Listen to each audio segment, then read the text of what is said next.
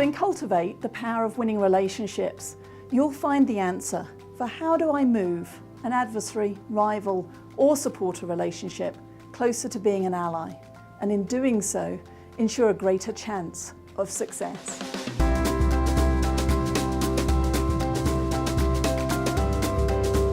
I created the relationship ecosystem to help get past he's a jerk, she's my best friend, and then this grey area in between. What the relationship ecosystem allows you to do is to diagnose the health of your professional relationships. In the book, Cultivate, the Power of Winning Relationships, I go into a lot more detail, certainly around the outer elements, communication, culture, and context. But for right now, I want to focus on the heart of the model, about the 4 relationship dynamics that you may be experiencing in your professional relationships at work. You'll notice when you look at the diagram that I have 2 continuums, conditional and unconditional, and me to we. Let me give you an example of what I mean as we talk about the 4 relationship dynamics. At the heart of the model is first contact. This is when we first get together, either as strangers or maybe we've been introduced by a mutual contact. And my premise is that in that first contact, that first meeting, we're on our best behaviour. It's almost like first date behaviour. You put on your best jacket, a little bit of lipstick if that's your want, and we're waiting to see how our roles are going to intersect. But at some point, the nature of the relationship changes. My hope is that we become allies, an unconditional relationship that's focused on we. What do I mean by that? Well, a true ally is somebody who has your back, no matter what. It's easy to be an ally on the good days. The true ally is unconditional in that they're with you even in the tough times. That's the unconditional nature of an ally. And the we focus, being an ally, it's not about me, it's about you. And more importantly, it's about us. It's how can I help you to be successful and how can we succeed together? The supporter relationship can masquerade as an ally. I describe it in the book as insidious. You might have to look up the word in the dictionary. I know I checked before I used it, but it really does describe the risk that we have when we only have a network of supporters.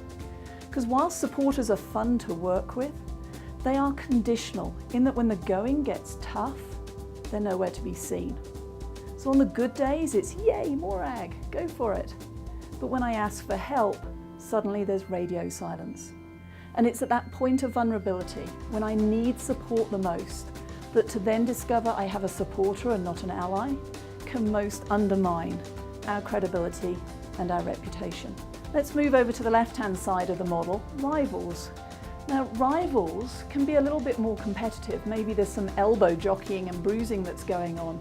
They're conditional in nature because a rival can be for you when it suits their agenda, but you may find that they're against you when it doesn't. So it's a me focus, it's their agenda that's driving behaviour. And if you've ever walked to a meeting with a rival, thinking about what are they going to say first, and if they say this, I'm going to do that, preparing your defence or your attack, then you're not focused on the business decision at hand. And ultimately, performance suffers. And this brings us to the final relationship dynamic, the adversary. And there are 2 forms of adversary. The overt, you know who they are, and the covert. You just know something's up, you just don't know who and where. And that's why you need to have allies. People who've got your back and can help direct you to where there may be misunderstandings and conflict, and more importantly, help you to manage through it. Because with an adversary relationship, it's unconditional. They're out to get you no matter what. Now that's not to say that an adversary gets up in the morning and their first train of thought is, how can I be mean to Morag today? Sometimes you'll find that an adversary is behaving in a way that they don't even recognise or realise the impact of their behaviours. And this is critical because in describing the 4 relationship dynamics, ally, supporter, rival and adversary, my intent is not to label the person, but to look at the behaviours and the dynamics that you're experiencing and help you to find a way forward. Because you're not a victim. You have created these relationships through action or inaction. And in Cultivate, the Power of Winning Relationships, you'll find the answer that helps you to move adversary, rivals and supporters, if you have them, closer to becoming your allies.